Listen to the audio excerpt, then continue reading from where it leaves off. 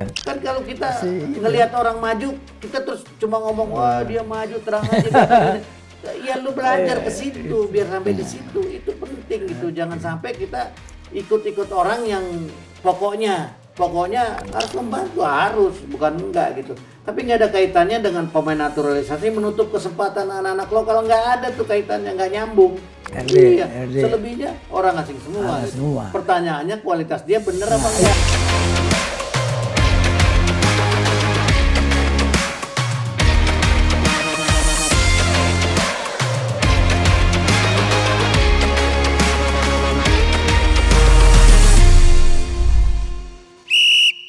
Halo, selamat datang. Salam One Corner. Jumpa lagi bersama gue Faisal Kreb di acara podcast One Corner. Podcast yang selalu membahas terkait isu-isu menarik dan berita-berita terupdate di sepak bola. Baik itu yang kita bahas dari sudut pandang pengamat, supporter, pelatih, dan pelaku lapangan hijau.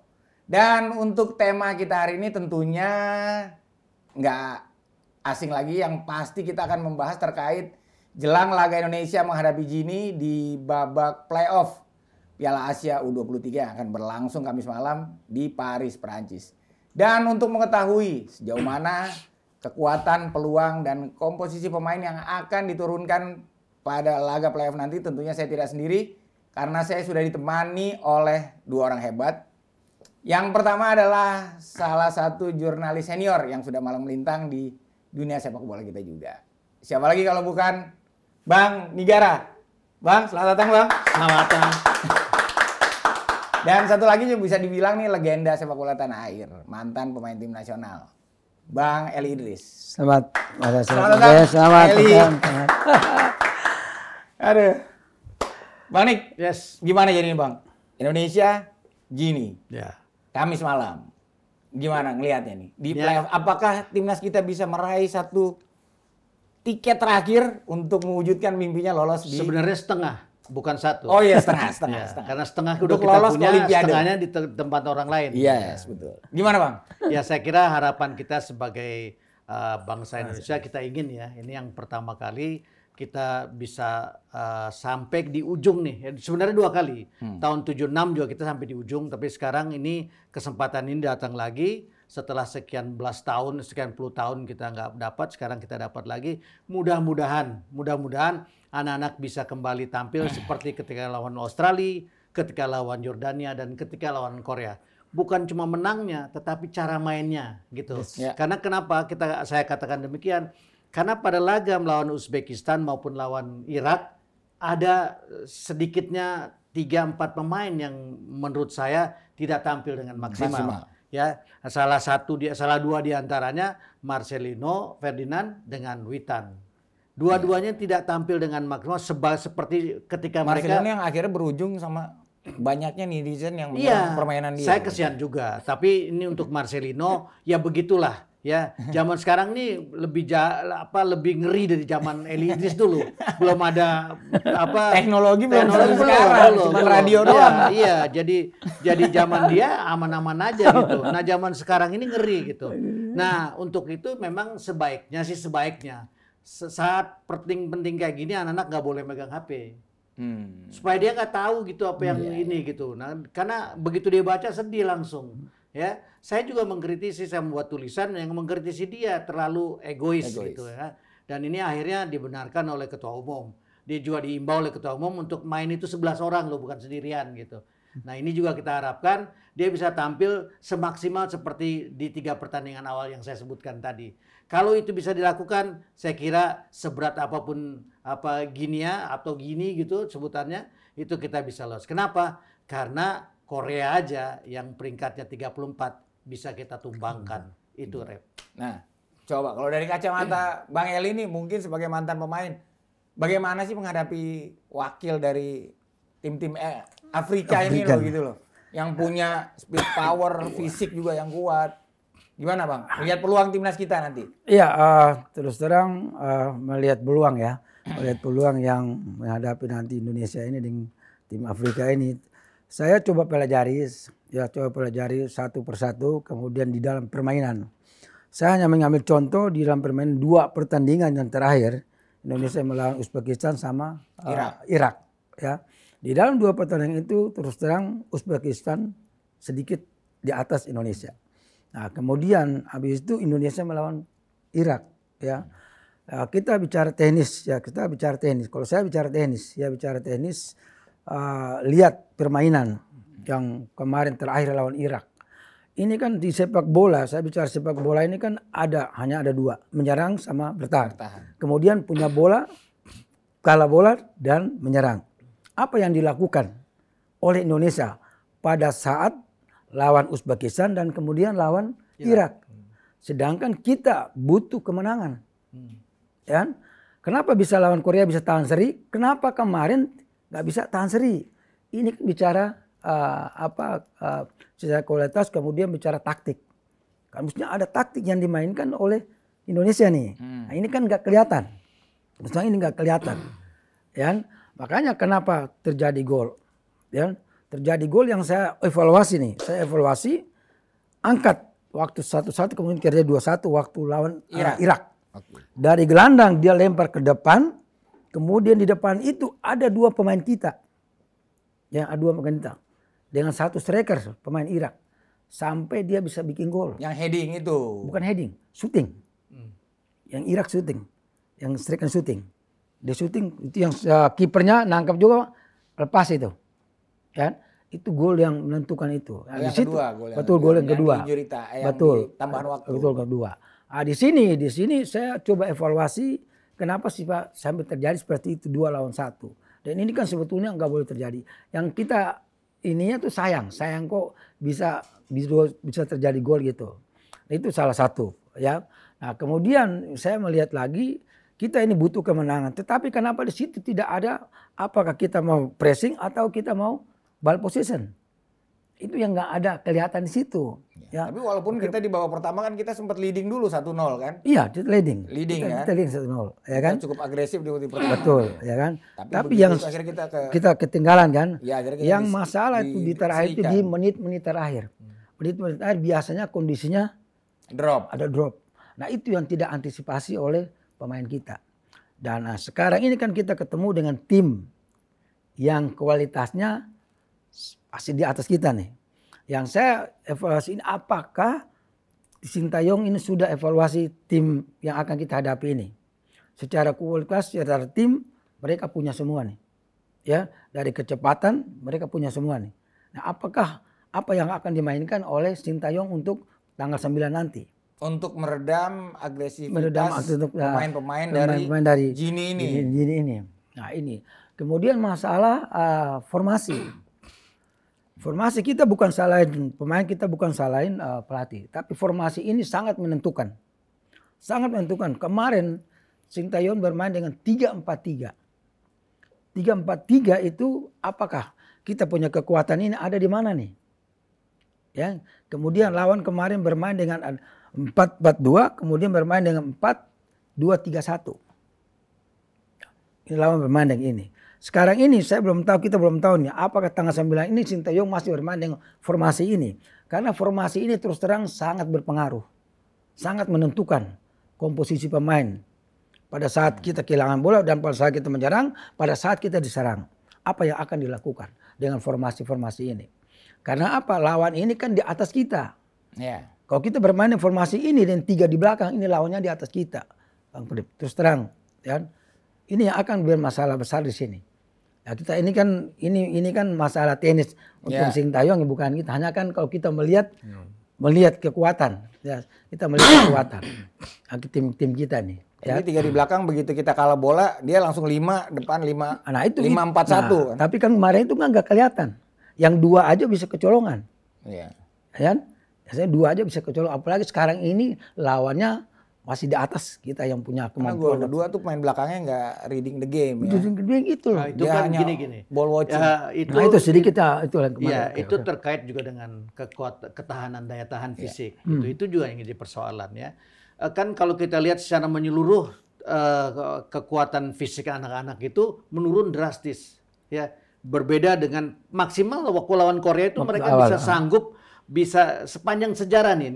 Ini bukan nostalgia ya. Jadi ini sejarah. Jadi kan apa-apa harus ada sejarahnya kalau nggak bisa. Jadi jangan dianggap ini kita ini historinya. Kayak adu penalti itu pemain nasional yang bisa ngegolin nendang 12 masukin 11 cuma ini. Sebelumnya nggak bisa. Nendang 5, 3 nggak 3 masuk, 2 nggak masuk. Tambah lagi 5, 3 2 masuk, 3 nggak masuk. Ini kan faktual, bukan apa ya, kita harus punya gambaran untuk bisa menampak ke depan. Jadi menurut saya apapun hasil yang akan dicapai oleh anak-anak nanti, menurut saya ini udah the best. Pencapaian yang maksimal. Karena, ya maksimal. Ini udah menurut saya ini semifinal ini bonus ya, sampai ke sekarang ini sedang menjalankan bonus.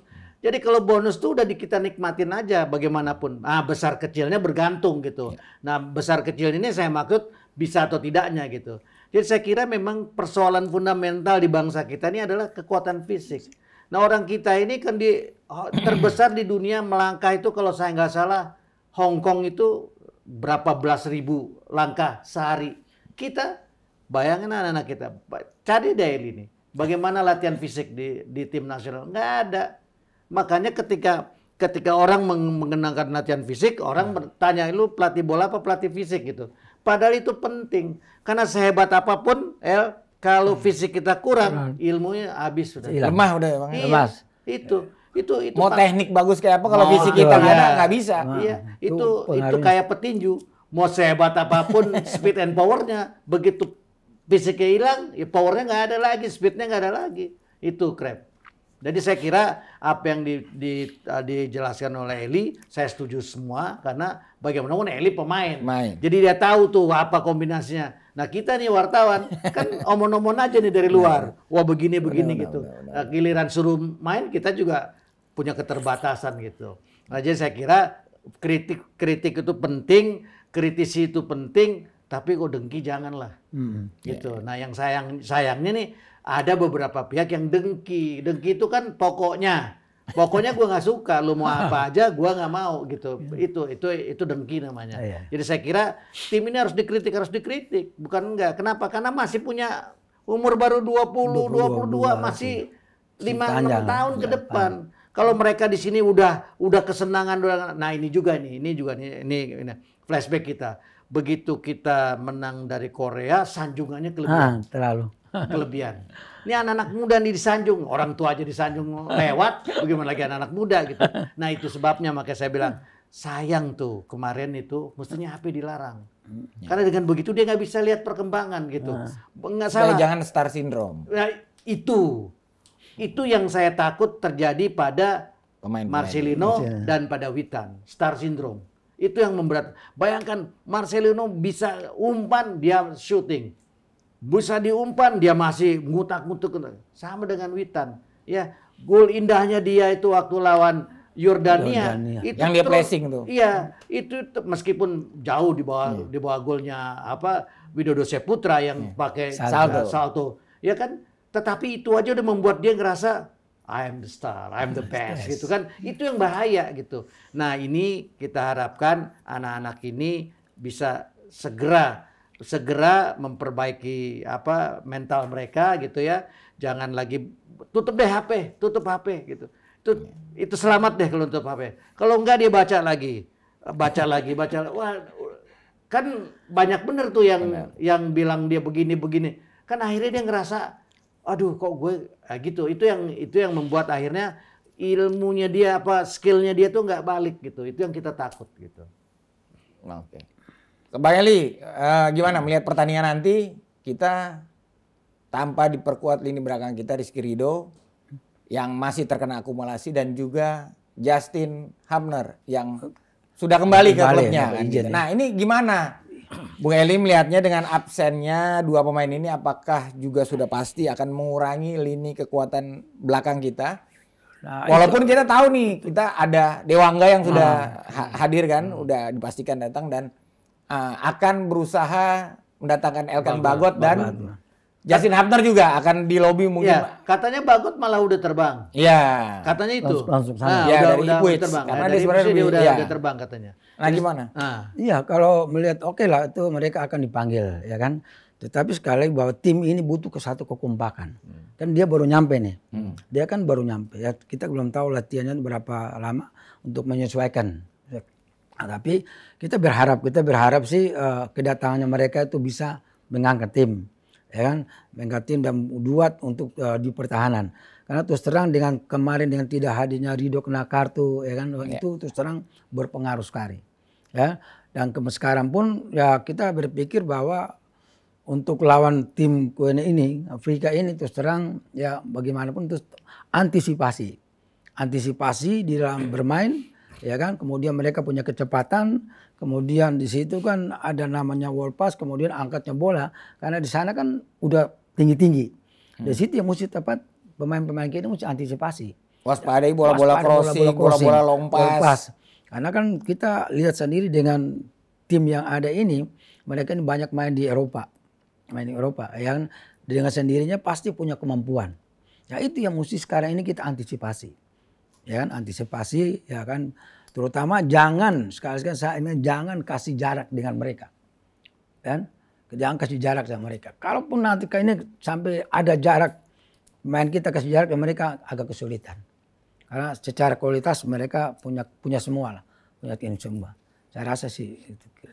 Kalau Bang Nik mungkin dengan kehadiran Dewangga, ada Elkan Bagot. Nah, mungkin Hafner juga mudah-mudahan juga bisa segera bergabung balik lagi. Nah, Abang melihatnya gimana Bang lini pertahanan kita dengan hadirnya dua pemain baru ini, Elkan Bagot dan Dewangga? Karena dari dua pertandingan terakhir ini kan bisa dikatakan lini pertahanan kita juga masih menjadi catatan. Gitu. Nah, mungkin menurut Bang Nik gimana Bang? Chemistry-nya tuh kira-kira dapat nggak sih dengan waktu yang cukup mepet gitu? Mereka bergabung, apakah itu langsung ketemu? Ini yang orang selalu lupa. Tim ini butuh. Eli ini main dengan Zul kan lama nih mainnya, ya. Dengan Heri Kiswanto lama mainnya, gitu. Dengan Bambang Nurniasa lama main sehingga dia tahu. Nah tim ini nih yang belum terlalu lama, bisa tampil segini. Menurut saya ini satu anugerah. Harus kita syukuri itu yang pertama. Bahwa kemudian harus ditambal, iya harus perbaikan terus gitu. Nah tadi Eli betul mengatakan bahwa cukup nggak nih waktunya? Memang mepet. Tetapi orang Indonesia ini kadang-kadang yang gini-gini yang bisa tampil maksimal gitu. Jadi kalau nggak kepepet, nggak keluar nih ilmunya gitu. Nah, ini kita anak jalanan lah ya kayak gitu tuh ya. Dan mudah-mudahan ini enggak gitu. Nah, saya kira munculnya Dewangga dan Bagot, mungkin juga Hafner, saya kira menambah kekuatan pertahanan kita. Nah, sekarang memang persoalan fundamentalnya mereka lebih banyak pemain yang bermain di Eropa. Saya melihat di Wikipedia ratusan pemain gini nih yang bermain di hampir semua liga Eropa. Baik di Inggris, di Prancis, di Belanda, di Jerman, di Itali, di Spanyol, bahkan di negara-negara yang Latvia yang kecil-kecil. Jadi mereka itu sudah tersebar keluar gitu ya. Nah kalau segi makan mereka juga makannya lebih parah dari kita. Tapi ketika main di luar mereka teruji, nutrisi mereka teruji, gizi mereka teruji, fisik mereka teruji gitu. Nah kita ini bersyukur beberapa di antara kita ini main di Eropa. Meskipun ada juga punya Witan pernah main juga di Eropa. Bahkan Pratama Arhan main di Korea. Yang Korea itu luar biasa, dahsyat banget tuh. Karena saya cukup beberapa kali ke Korea dan melihat bagaimana perkembangan sepak bola di Korea itu memang pemerintahnya tuh care betul gitu. Kita juga pemerintah sekarang luar biasa. Yang sekarang ini melebihi dari kepedulian dari yang lewat gitu. Ini harus kita syukuri juga dengan pemerintah yang seperti ini. Dan kita bersyukur juga ya dengan situasi kayak gini animo kita semakin tinggi. Nah, saya ini terutama berharap anak-anak bisa kembali performanya, fisik mereka, mental mereka, sehingga seberat apapun lawan bisa kita hadapi. Karena gini juga dia sangat serius banget untuk memenangkan, mengambil satu tiket ini. Karena kan sama-sama setengah, kita punya setengah, dia punya setengah, dijadiin jadi satu. Nah, semuanya serius, gak ada yang nggak serius. Makanya dipanggil pemain-pemain senior tuh yang betul bukannya nggak, emang sama-sama betul gitu. Tetapi sekali lagi ranking 34 bisa kita kalahin. Kita punya pedoman tuh, acuan tuh, ranking 34 bisa kita kalahin. Masa nih gitu. Jadi 70-an. Gitu. Gini 74 kalau nggak salah. Dia 74. Iya, artinya gini loh. peluang untuk itu selalu ada dan tinggal bagaimana kita menerapkannya. Dan saya keuntungan Sintayong menurut saya tentu ada yang berbeda, terserah nggak apa-apa, kan normal aja kan. Nah Sintayong itu nggak punya starting 11 yang baku. Ya ada 4-5 aja yang baku tuh sama dia. Selebihnya kan tutup. Nah, selalu ada perubahan di setiap match. Ini yang membuat orang nggak bisa mendeteksi tim kita dengan baik dan benar. Kenapa? Karena orangnya beda nih. Orangnya beda, gaya mainnya beda. Nah ini juga sekaligus keunggulan kita bahwa kita ini punya pemain-pemain yang siap. Jadi kalau ada orang yang mengatakan gap antara pemain inti dan pemain pengganti itu ada, menurut saya sekarang nggak ada. Zaman dulu ada nih, Eli cedera, penggantinya, waduh, berat betul.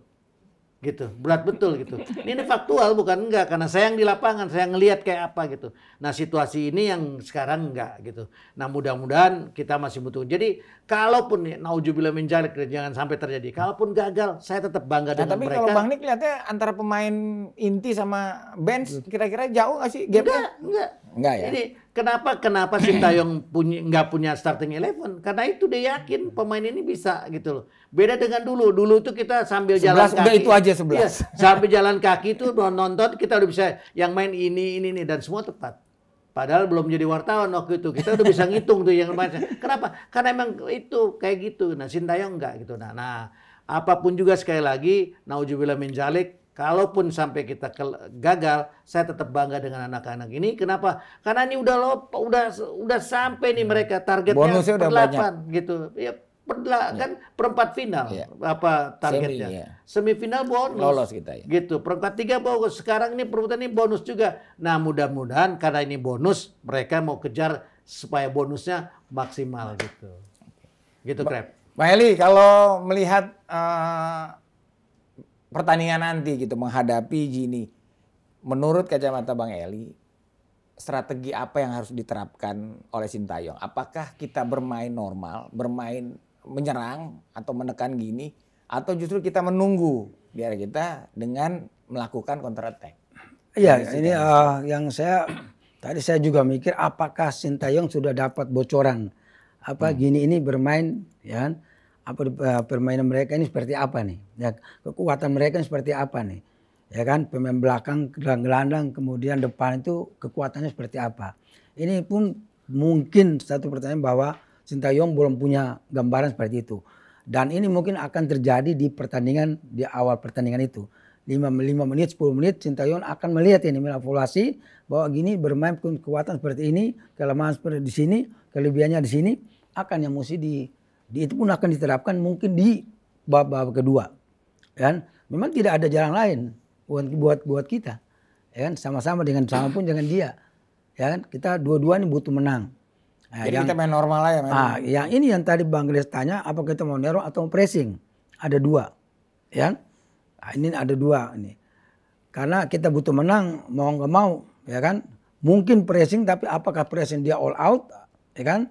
Atau kita tunggu, begitu dia masuk baru kita pressing, atau kita pressing di atas. Ini kan ada satu ini yang akan dimainkan sama tim Sintayong. Ya kan kita butuh menang ini. Terus terang kita butuh menang. Karena kalau kita lihat dari kualitasnya kan Gini nih dihuni oleh pemain-pemain yang sangat luar biasa yang bermain di Eropa. Itu. Dan timnas kita kalau ditekan gitu di atas kayak agak kesulitan. Agak susah keluar dari tekanan. Nah, itu kemarin tuh lawan Uzbekistan. Kan? Kita ditekan di atas kita nggak bisa bergerak. Nah, itu apa solusinya kira-kira? Nah, itu yang kita juga akan belum tahu ini Gini akan bermain seperti apa nih. Apakah akan dia duluan tekan kita atau dia akan nunggu? Ya, mungkin dia juga mempelajari kita waktu babak pertama sampai kedua, ya kan mungkin habis itu babak kedua baru dia akan all out di sana. Karena akan dua-dua akan seperti itu. Karena dua-dua ini kan mesti butuh menang. Nah, kalau menurut Bang Nik coba gimana, Bang? Kalau melihat dari kacamata pengamat, Bang, gimana, Bang? Abang lihatnya, Bang? Kalau kita nggak punya beban ya sebagai jurnalis, kita maunya Indonesia nyerang, iya kan? Karena untuk menang enak gitu kan. Sama itu kalau tinju gitu juga. Kalau tinjunya defense kan nggak susah. Pertahanan terbaik adalah menyerang kan? Pertahanan terbaik itu menyerang. Nah, itu apa namanya moto dari zaman purba tuh. Pertahanan menyerang. Tapi persoalannya yang tahu kan Sintayong nih kekuatan pemain kita kayak apa. kalau kan beberapa kali contoh misalnya kita menyerang begitu counter attack kita berantakan gitu. Nah ini juga kan mesti dipikirin gitu loh kayak apa. Nah apakah kita menunggu orang masuk baru kita counter atau bagaimana? Pasti Sintayong punyalah. Cuma sekali lagi ini tanpa beban karena kita nggak terlibat di dalamnya dan kita cuma sebagai pengamat begitu ya. Keinginannya menyerang supaya bisa menang. Tapi sekali lagi, apakah cukup pemain-pemain ini untuk melakukan penyerang itu Sintayong yang tahu. Gitu. Jadi saya kira kita berharap aja bahwa anak-anak kembali lagi bisa tampil seperti ketika mereka melawan Australia, Yordania, dan Korea Selatan. Sekali lagi, bukan faktualnya dimenang, tetapi mainnya bagus. Karena kalau udah di playoff gini sama-sama kuat, sama-sama punya peluang yang sama kan. Betul, Tinggal mental aja nih yang akan menentukan. Salah satu lah itu, salah satu itu juga pengaruh juga tuh mental. Betul. Kalau Bang Eli mungkin lihat dari lini per lini gitu ya. Mulai dari belakang, tengah, depan. Kira-kira apa yang menjadi catatan yang mungkin yang harus dirubah gitu loh? Iya, artinya untuk tim kita kemarin ya 3 itu kalau pakai 3 belakang itu, ya. Ya ini mungkin ketemu lawan sedikit agak berbeda, ya kemampuan dengan kemarin kita bermain 3 itu dan 2 pertandingan terakhir itu kan sedikit kesulitan. Ya kita berharap sih Sintayong mungkin ada perubahan di lini belakang dulu, ya. Tapi kan itu kan haknya Sintayong lah ya kan. Tapi kita melihat secara teknisnya aja ya. Kemudian di lini tengah ini pun kemarin kita juga agak kesulitan. Karena kalau melihat di sentuhan kerjasama antara lini tengah ini kemarin pun nggak jalan. Terutama terakhir waktu yang lawan Uzbekistan. Kemudian kita punya lini depan kemarin dengan tidak mainnya yang kena kartu. Rafael Struijk. Rafael itu nggak main itu pun berpengaruh sekali. Karena terus terang dia pun itu ya punya naluri gol itu ada di dia dibandingkan dengan si Sananta. Dan itu nggak punya itu. Nah ini yang akan ya mau nggak mau ini kita akan bermain seperti itu. Nah kalau Bang Nik gimana Bang? Kira-kira melihat dari lini per lini, bek kanan Rio Fahmi dan Fajar Fatur Rahman kan kalau bisa kita lihat belum masih kadang-kadang on off gitu performanya. Ya, betul. Saya setuju. Itu mungkin gimana Bang? Terutama Fajar Fatur Rahman. Menurut saya off-nya kebanyakan. Off-nya kebanyakan gitu. Dibanding satu lagi siapa tadi? Rio Fahmi. Rio Fahmi. Dibanding Rio Fahmi gitu. Tapi saya kira kita berharap aja kalaupun dia diturunkan dia bisa tampil maksimal. Ini persoalan yang paling fundamental. Kenapa? Karena kalau on off-nya kelamaan kebanyakan berat kita karena kita nggak punya pilihan. Sama dengan gini, dia nggak punya pilihan kecuali menang untuk bisa tampil di Prancis bulan Juli ya, bulan Juli 2024 ini. Kalau enggak ya berat gitu. Nah, jadi menurut saya kira Sintayong paham betul lah apa yang mesti dilakukan dan kita tentu saja sebagai pengamat dari luar kita berharap aja sekali lagi saya nggak bosan mengatakan bahwa anak-anak bisa kembali performanya seperti 3 pertandingan sebelum itu. Jadi tetap optimis Bang, karena kalau kita lihat statistik dan histori playoff ini sudah digelar kan 5 kali playoff dari sejak 1992 dan dari perwakilan Asia tuh belum ada satupun yang lolos dari playoff ini, sementara Afrika sudah 2. Ini yang sekarang. Jadi sekarang ini lolos nih. Insya Allah. Optimis ya Bang ya kalau saya selalu Kamis malam kita gini keren. Kalau kita menghadapi sesuatu dengan tidak optimis, pasti nggak dapat. Ya. Yang optimis saja kita belum tentu dapat. Kalau pesimis lebih parah lagi. Jadi dengan optimis ini kita berharap ada sesuatu yang bisa kita raih. Itu. Jadi penting dalam falsafah hidup itu kita harus optimis. Apapun kita harus optimis. Walaupun kemarin Sintayong juga mengeluhkan bahwasanya lapangan yang akan digunakan kualitas rumputnya agak jelek dibandingkan yang di Doha Qatar. Ya kan mainnya sama-sama. Mereka juga main di situ juga gitu. Jadi jangan cari alasan macam-macam deh. Jadi saya kira Sintayong konsentrasi aja dengan anak-anak, terapkan strategi yang jitu, lihat kondisi anak-anak kayak apa, itu aja. Jadi jangan lagi dia udah bonus, dia ini selama 62 tahun baru dia yang bisa sampai di sini. Mau kita gugat? 62 tahun loh, kita sama 62 kita masuk final, juara bersama dengan Birma. Nah, ini bukan nostalgia, ini fakta, sejarah. Nah, sekarang 62 tahun baru kita masuk semifinal. Dan kita perebut peringkat ketiga sekarang Olimpiade. Nah, ini kalau Olimpiade perebutannya sama 7-6, kita perebutan Olimpiade juga gitu. Tiketnya melawan Korea Utara. Jadi ini sesuatu yang harus kita syukuri dulu gitu. Itu Krep. Bang Eli, mungkin berdasarkan pengalaman Bang Eli menghadapi pertandingan krusial nih, hidup mati, penentuan, apa sih yang harus disiapkan pemain gitu untuk menjelang atau menatap laga yang paling penting ini gitu. Sebagai pemain gitu, gimana tuh Bang Eli? Iya, biasanya kan ya kita suka duduk ya kan, dipanggil, diingatin, kasih motivasi ya kan. Motivasi itu yang biasanya itu kan ada di setiap pemain punya, itu kan masing-masing pemain ini kan mesti punya gitu loh ya kan. Sebagai atlet nasional kita punya ini kan mesti punya satu motivasi yang kasarnya tidak mau kalah. Tidak mau kalah di pertandingan besok ini. Nah itu harus datang di setiap pemain itu punya. Dan kalau pelatih kan hanya kasih ini aja gambaran, tapi pemain sendiri itu harus punya motivasi. Punya tekad, motivasi yang kuat untuk bisa memenangkan pertandingan. Ya. Dan itu nanti di lapangan itu biasanya mereka saling kasih semangat.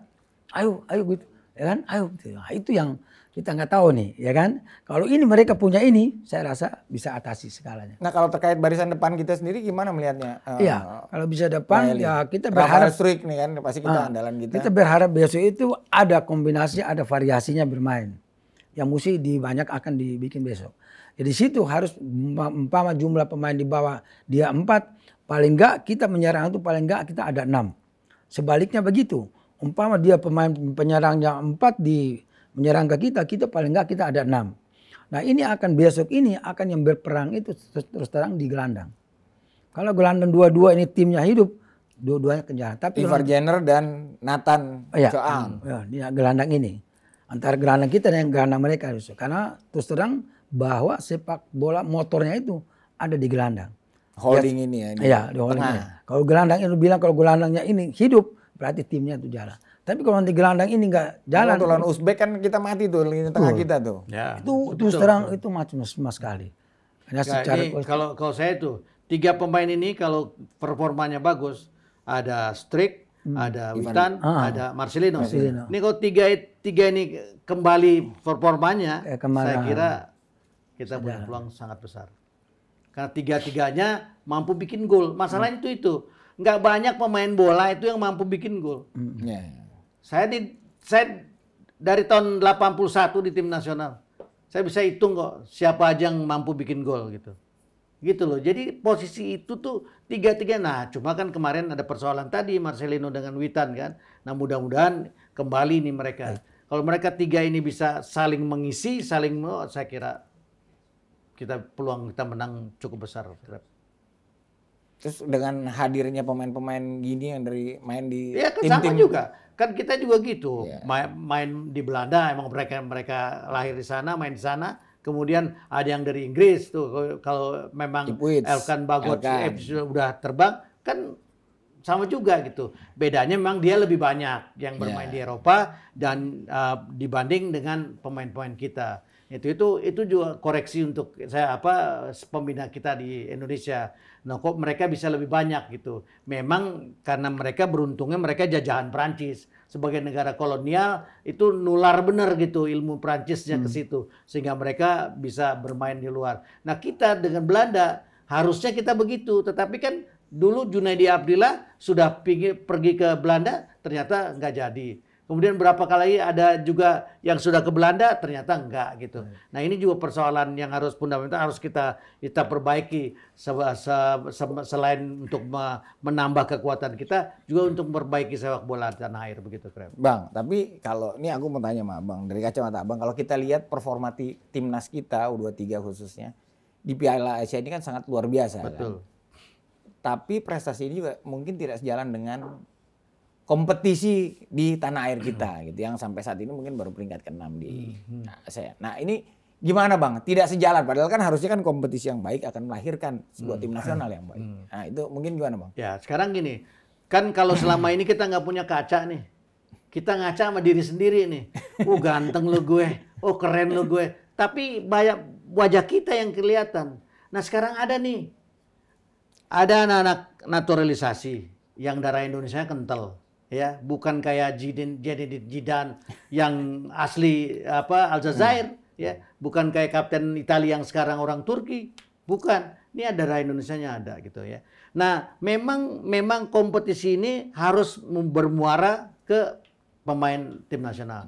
Tetapi masalahnya sekarang kompetisi ini harus dibenahi. Seperti apa? Tentu mereka punyalah ya. Tapi contoh.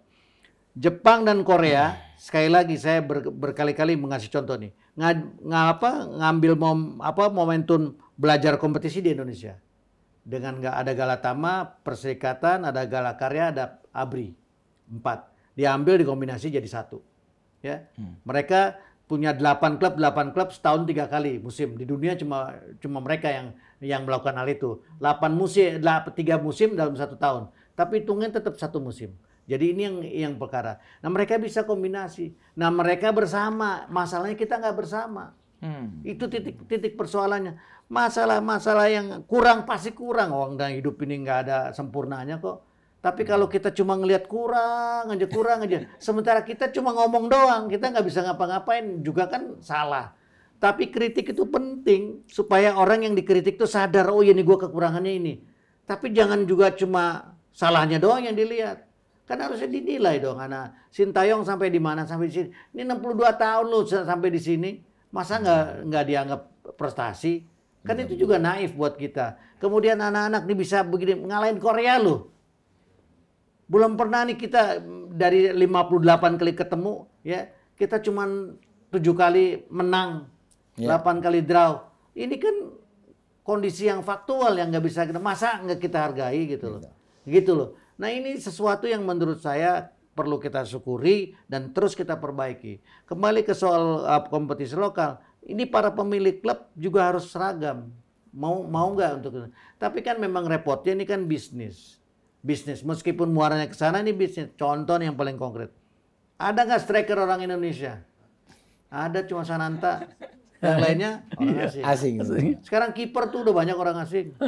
Kiper kita kemana? Nah, tapi itu nggak bisa dilarang. Kenapa? Karena udah global. Nggak, ini kan ya orang bisa zoom. Ini kan udah global, jadi nggak bisa. Negara itu batasnya tipis banget. Nah untuk itu pemain-pemain lokal harus terpicu untuk wah iya nih gue kalau nggak serius gue kalah nih. Gitu jangan terus gini, wah dia ada main dia gue gak main-mainnya. Ya lu bedain diri dong untuk bisa main, ya kan? Benar nggak ya? Iya. Kan kalau kita ngelihat orang maju, kita terus cuma ngomong wah dia maju terang aja. Ya lu belajar ke situ biar sampai di situ, itu penting gitu. Jangan sampai kita ikut-ikut orang yang pokoknya Sintayong jelek, pokoknya tim nasionalnya jelek. Kan ya dia ngapain? Nah harusnya jadi cermin. Ada kayak gini nih maju. Nah sekarang mungkin bisa dipikirkan oleh para pemilik klub. Wah ini gue butuh ini. Untuk itu harusnya begini. Harus membantu, bukan enggak gitu. Tapi nggak ada kaitannya dengan pemain naturalisasi menutup kesempatan anak-anak lokal. Nggak ada tuh kaitannya, nggak nyambung. Jadi pokoknya terlepas pro dan kontra, suka tidak suka, Sintayong sudah menunjukkan performa yang baik pada timnas kita ya. Itu kan fakta, bukan enggak. Dan meningkatkan level permainan timnas kita. Betul. Ini kan kita belum tahu nih level ranking kita berapa. Ini ranking kita masih naik. Yang dikalahin ininya di atas semua, rankingnya di atas. Dan berarti Abang juga sepakat kalau federasi sudah benar memperpanjang kontrak dari STI. Benar. Justru saya bilang telat lo, maksudnya kemarin diduluin. Tapi nggak apa-apa. Lebih baik telat daripada enggak. Bang Eli gimana Bang? Gimana melihatnya tadi yang seperti yang aku bilang, maksudnya dengan meningkatnya prestasi timnas kita gitu kan, tapi sementara di kompetisi kita kan juga masih belum menunjukkan kualitas yang signifikan. Iya, gitu. Di ASEAN aja urutan. Betul yang tadi Bang Negara bilang. Ya kan? Harus kita benahi kompetisi kita supaya timnas kita. Dan kita nggak bisa menutup itu, ya kan? Kita mesti perbaiki itu supaya peningkatan ada kualitasnya. Dan kita butuh sekarang itu kualitas pemain lokal kita. Itu yang kita mesti. Nah, gimana, ya kan? Gimana supaya ini bisa naik? Nah, ada berarti kan di sini kan ada yang salah. Duduk, ya kan? Kalau bisa kan kita cari solusi. Kan pelatih lokal betul kan? Ini jadi asisten, jadi apa, bantu. Karena kan sekarang kan pelatih asing juga kan masuk hampir Di klub-klub pelatih liga semua pelatih asing kita semua. di mana? Kan gitu. Ya kan? Nah ini juga satu masalah juga nih. Karena kan kita sendiri di teman-teman itu suka ada pembicaraan di situ, Bang Nick. Ya kan? Pelatih asing, pemain di liga ini hampir dua pelatih asing Masuk semua. Bang Eli juga soalnya pelatih juga nih, Bang Ya Eli. bukan dari 18 Liga 1 kalau nggak salah 16 pelatih asing. 16. Yang artinya 2 orang doang lokalnya. Iya. Yang Jajang Nurjaman, satu lagi siapa tuh? Ada Rahmat. Rahmat. RD, Rahmat Barito. Darman. RD, Iya. RD. Selebihnya orang asing semua. Ada Gitu. semua. Pertanyaannya kualitas dia bener apa Nah, enggak? itu yang kita pertanyakan Tapi ini itu. kan Betul. orang kita nih ya maunya ya, apa namanya? Kita ikut aja gitu. Kan itu. Itu Nah, benar. mudah-mudahan dengan posisi ini kacanya udah ada nih, cerminnya nih. Udah ada cerminnya nih. Ikutnya mau bercermin nggak? Enggak. Kalau bercermin persiapkan diri. Oke. Jangan enggak gitu. Nah, kesadaran pemain, calon-calon pemain ini juga penting, kesadaran ini gitu. Jadi dengan posisi ini saya kira ya sangat baik lah. Apalagi nih Krep yang kita bergembira nih. Presiden terpilih kita ini ya itu juga punya klub sepak bola pembinaan. Benar. Ini kan jadi bagus gitu. Dia juga paham untuk melanjutkan ini sesuatu yang menurut saya perlu kita syukuri. Bayangin kalau tiba-tiba, karena bagaimanapun Pak Prabowo ini ketua IPSI loh. Ya kan bahkan internasional silat dunia juga beliau ketuanya. Jadi dengan posisi dia paham ini maka situasi olahraga ke depan insya Allah lebih baik gitu. Insya Allah lebih baik dengan posisi ini kan ini yang kita butuhkan. Kenapa? Karena talent kita luar biasa di banyak cabang.